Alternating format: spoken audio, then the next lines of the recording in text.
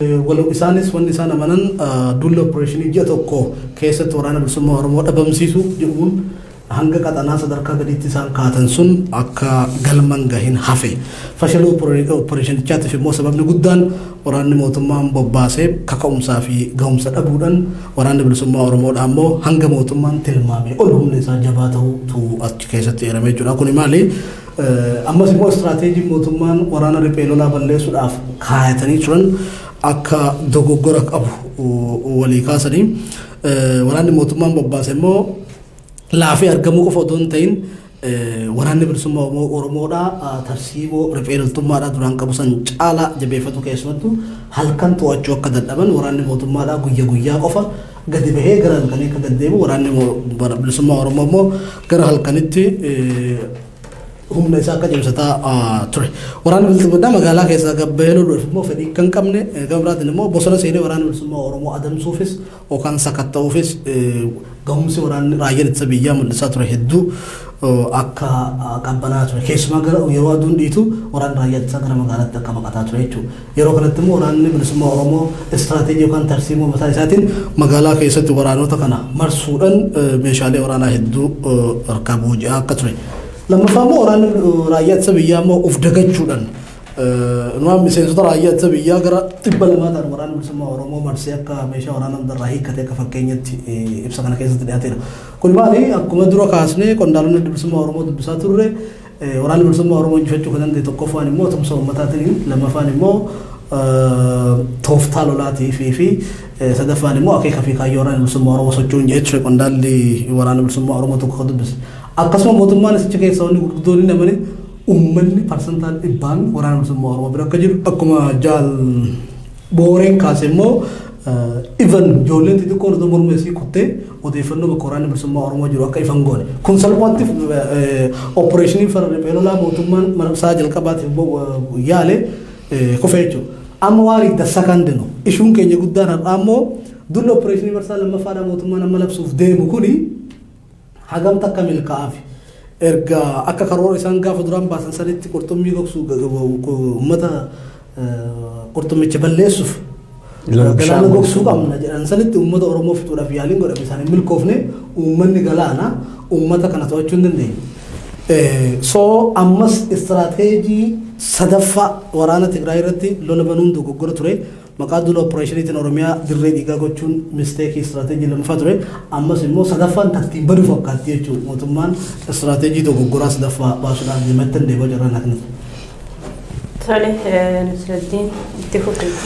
Hayyanii galatoomii akkuma fantaalee kaasee waraanni kun deemaa ture wanti haarofti ammas eegamu hin jiru. Normaalii waraanni Oromiyaa keessatti waggaa 3 darbanii fi kan ta'aa ture. Wanti amma waggaa 3 as deemu kana keessa ta'e maali? Wanni waggaa kana keessa ta'aa jiru maali?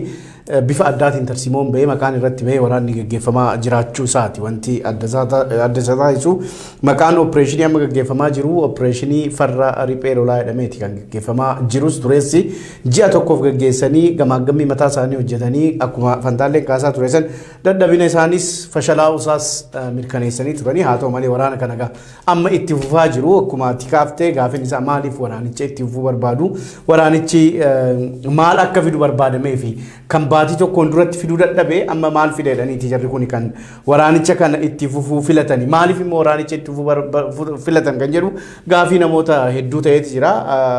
Keessattuu dhimma maaliif Oromiyaa irratti lola gaggeessuu barbaadu qabsoo Oromoo irratti maaliif qaamonni garaagaraa duula bifa kanaan gaggeessu yaada irratti Profeesar Mararaa Guddinaa torbaan kana keessa miidiyaa Oromiyaa Lafin wajjin turtii godhaniin yaada irratti kennanii turanii akka waliigalaatitti sababni qabsoo Oromoo irratti duulamuuf maali sababa jedhu sababa lama kaasanii inni tokkoffaan akkuma qabsoon Oromoo cimaa deemuun akkuma qabsaa'onni Oromoo cimaa deemaniin qabsoon Oromoo galma ga'uuf kalaa'uun qaamonni faayidaa biyyattii sanirraa keessattuu immoo ijaarsa siyaas dinagdee biyya saniitirraa faayidaa qaban akka qabsoon kun galma hin geenyeef waan barbaadaniif bifa addaatiin keessattuu waggaa 3 darba kana keessatti ijaaramanii gama propagandaatiinis waraananis gama garaagaraatiin akka qabsoo Oromoo irratti duulaa jiranidha kan kaasanii sababni inni lammaffaan gama mootummaatiin yoo qabsaa'ota Oromoo fi qabsoo Oromoo kana kan fudhadhu ta'ee teessumatu jiraata yookaan immoo mariif taa'utu jiraata filannootu jiraata bilisummaatu dhufa kana jechuun immoo aangoo dabarsee kennaa sababa jedhuuni humnoonni kun wal ta'anii diina waloo Oromoo godhanii kan qabsaa'aa jiran jedhanii kaasanii kanaafuu miiruma sanirraa kan ka'e mootummaan Itoophiyaadha Oromoo irratti ammallee taa'umsaa fi yoo waan tokko garree naannoo Tigraay wal qabatee hamma ta'e tokko rakkoo achi jiru karaa nagayaan hin furraa waan jedhamutu jira. Yeroo itti muummichi ministeeras akkasumattis gama Tigraayinis gara ibsoota garaagaraa kennamaa turan rakkoon biyya kanaa kan furamu mariidhaanii dhimma kamirrattuu hin mari'annaa yeroo jedhan hin dhageenna qabatamaa wanni sun hojiirra ooluu dhabulleedha. Garuu gara Oromiyaatti yoo dhufnu kana hin dhageenyu mootummaa naannoo Oromiyaatti irraa isaa ta'u mootummaa federaalaa isaa ta'u waraana kan filatamu sababni guddaan waan kanaan wal qabatee ka'u yoo Oromoon mirga isaa kan eegsifatu taate keessattuu immoo abbaan biyyummaa Oromoodha yoo kan mirkanaa'u ta'e Oromoon qabeenya isaati irratti biyya isaati irratti aangoo siyaasaati irratti wantoota isa ilaallatan hundarrattu ajaju waan eegaluuf waan abboomuuf deemuuf kun immoo warra faayidaa siyaas dinagdee biyya sanirraa fayyadaman faayidaa san akka isaan dhabsiisu inni lammaffaa immoo mootummaan aangoo waan isa dhabsiisuuf rakkoo Oromiyaa keessa jiru humnaan furuudhaaf filate kanumatu opereeshinii isa duraatiifis sababa opereeshinii isa lammaffaatiifis sababa jechuudha. Opereeshinii isa duraatiin kufuu isaanii beekanis fashalaa'uu isaa osoo beekanis opereeshinii lammaffaaf ammallee waraanuma kan itti furmaata godhanii yookaan immoo waraana akka tarsiimoo isaan baasu tokkotti ilaalanii ammas gara waraanaa ittiin deemamaa jirutu jira. Gara akkamitti raawwatamaa jira keessattuu inni lammaffaa kun jennee yoo ilaalle waan tokko kaasitiin irraa bu'a. Akkuma kana dura isa tokkoffaa irratti ilaalletti sagantaawwan darban kana keessattis kaafnee turre haalli itti raawwatamaa jiru irra caalaasaa akka uummanni hammeenya mootummaatiin hadoodu malee waraanaa miti kan gaggeeffamaa ture uummata irratti kan waraanni gaggeeffamaa ture kan ajjeefamaa ture uummata namoota jimlaadhaan fixuu namoota dhuunfaatti fixuu ijoollee ajjeesuu dubartoota ulfaa hunda ajjeesaa turanii ammallee keessattuu guyyoota lamaan darban kana wantoonni dhagaa jirru gara shawaa lixaatitti ajjeechaan daa'imman irratti daa'ima umriin isaa 14 aanaa daandii natti fakkaata haala itti ajjeesantu jira mucaa kararra dhaabatee jiru kan isaan ari'anii ajjeesanii I think kaleessa natti fakkaata yoo bulaa lamaan ammas naannoma I think zoonima shawaa lixaatitti bifa wal fakkaatuudhaan kan ajjeefamanii waraanni opereeshinii duraatis kan amma gaggeeffamaa jirus bifuma wal fakkaatan uummata irratti xiyyeeffatee haala itti hedduu hammaatee deemaa jirutu jira. Walii galatti garuu waraanni rakkoo biyya sanii furuu akka hin dandeenye irra deddeebiin beektonni namoonni siyaasaadha. Akkasumas mootummaan mataa isaatiis darbee haala itti himaa jirutu jira. Waraanni kun yoom dhaabbata faayidaan inni fiduu danda'u hoo maali wanni jedhamu immoo gaafii namoota hundaa ta'ee haala itti ufeetu jirutudha Neema.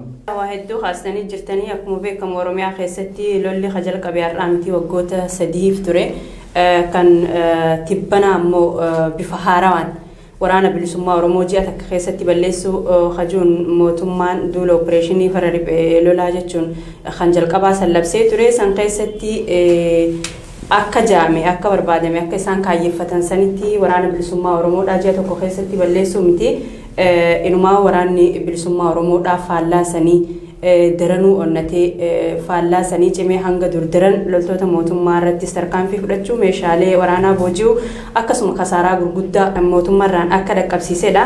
Wayita kana loltoonni sirnichaa kan dirree waraanaatti waraana bilisummaa Oromoo mo'achuu dadhaban as deebi'anii Oromiyaa keessatti gochoota suukanneessoo sarbamiinsa mirga namaa baay'ee raawwatanii jiru. Manneen jiraattotaa ibiddaan barbadeessu akkasuma lubbuu namoota ajjeesuu ajjeechallee walii lama fakkeenyaaf aanaa Abunaa Gindabaratitti barsiistota abbaa manaatii fi haadha manaa kanneen daa'ima xixiqqoo qaban cidharraa gayyaamanii ajjeesuu akkasuma aanaa warra jaarsoo keessatti wanta raawwatames ni beekna.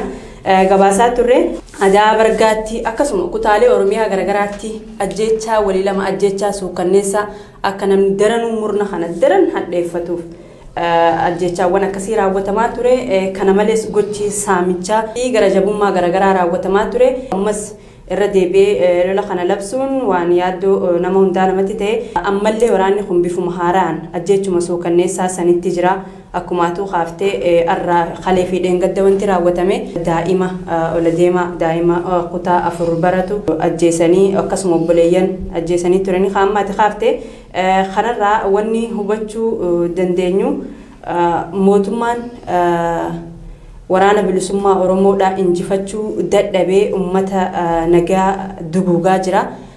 Kun ammoo bifa lammadaatiin irra deebi'uun waan hedduu komii guddaa namatti kaasee kanaan wal qabatee yaadonni garaagaraa ka'aa jiru. Mee Fantaallee waan irratti dabaluu qabaattee dabaluu. Waan irratti dabaluu what is amma an assignment for waraana bilisummaa Oromootiif jechuudha. Maaltu hayyoonni Oromootis ta'e duula kanaaf akkamitti of qopheessuu qabudha. OMN iccitii kana jalqabaan argatee qaama nageenyaa keessoo sinnichaa dubbisuudhaan gabaasa hojjennee turre gama OMN ittiin amma maali humni mootummaan addatti leenjii riphee lolaa kennaafii jiru yookaan leenjii riphee lolaa kana fudhatee bobbaafamee waraana bilisummaa Oromoo san akka inni cabsu gochuudhaaf istiraatiijiin isaan baafatan lammaffaan maali kanarratti immoo waraana bilisummaa Oromoo vice versa gama isaatiin maal gochuu qaba hayyoonni Oromoo dursanii maal gochuu qabu waan jiruuf kaasuun barbaachisaadha. Isaan gamaggammii isaanii keessatti yookaan gaafa gamaggammii kana walii labsan tokkoffaa baadiyyaan Oromiyaa guutuun harka waraana bilisummaa Oromoo jiraachuudha. Cuufamee qabee kun immoo harka baadiyyaan Oromiyaa guutuun harka waraana bilisummaa Oromoo jiraachuun mootummaan akka ofii barbaadetti humna waraana bilisummaa Oromoo cabsuu akka dadhabeedha. Furmaanni isaa immoo waraana bilisummaa Oromoodhaa conventionally bosonaa bahee face to face waraana mootummaa wajjin akkamitti lola geggeessuu danda'a waan jiruuf dhiibbaa akkamitti gochuudhaan waraana bilisummaa Oromoo fi waraanni mootummaa fuulaa fuulatti wal loluu dandeenya waan jiruuf yaalii istiraatiijiidhaaf itiif qophaa'aa akka turan saaxilee jechuudha. Qaamni nageenyaa odeessa kana kennee gara biraatiin immoo maqaan duula opereeshinii kana duula opereeshinii farra riphee lolaa ijibbaatati kan xumuraa jechuun for the last time. Isaan maal gochuu inni xumuraa duula bifa haaraan labsamaa jiru kanaaf immoo meeshaalee waraanaa haaranii fi ammayyaa'oon alaa akka galaa jiran amma yeroo tokko baay'ee propoogaandaadha.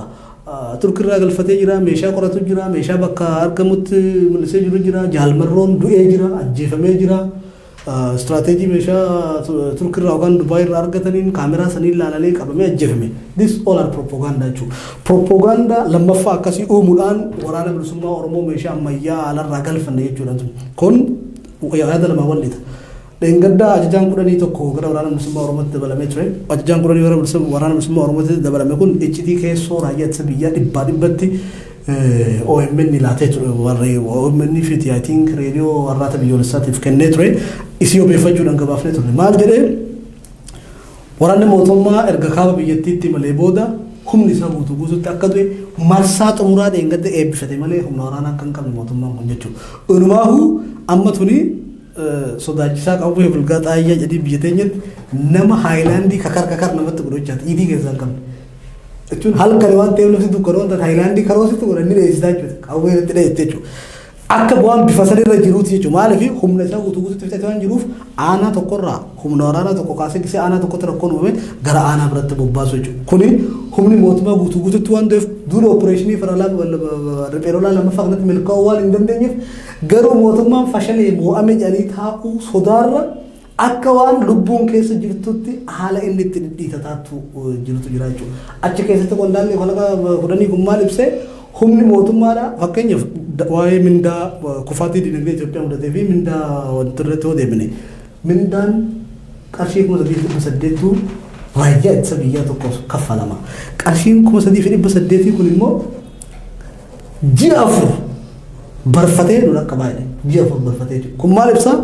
Waraanni mootummaa achi keessa jiru loluudhaaf fedhii homaatu hin qabu. Lammaffaa immoo ijoollumti Oromoodhaa takka oduu asii daa'imni takka oduu barbaarraa kuttee namni iccitii kana kennu jiru.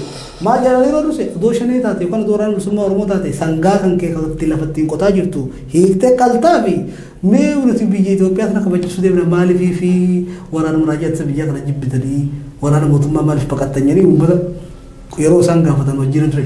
Nuti waraana bilisummaa Oromoo bakka jiru hin beeknu sangaa keenyas hin qabnu waraana bilisummaa Oromoo qalaan ture. Siyaasa hanga baratutti baadiyyaan Oromiyaadhaa dhiibbaa guddaa uumaa ture jechuudha. Kanaafuu duula opereeshinii marsaa lammaffaatti rakkoon isaa uummata waan ta'eef deebiin mootummaan ittiin fooyyessuu danda'u gaaffii uummanni gaafatuuf karaa nagayaatiin deebii kennuu waltajjii marii siyaasaa nageenya wal qabate geggeessuu qofaan hoo ta'e malee qaama meeshaa waraanaa haaraa ammayyaa ogalchuudhaan dhibba tokko fiduu kan dandeenyu fi wanni dhufoo jiraate immoo uummanni Oromoo tistee waraanni bilisummaa Oromoo kallattii jiru maraan dursanii uf qopheessuun barbaachisaa akka ta'ee fi akkuma isaan duula farra opereeshinii farra riphee jibbaataa jiran kanatti uummanni Oromootis lafa isarratti qabeenya isarratti biyya isarratti abbaa ta'uudhaaf ijibbaata xumuraatiif uf qopheessuu qaba yaaduu qaba. Duulli opereeshinii farra riphee kun jalqabaa sun fashalaa'uun mootummaa akkaan yaaddessuudha kanarraa wanti hubatamu.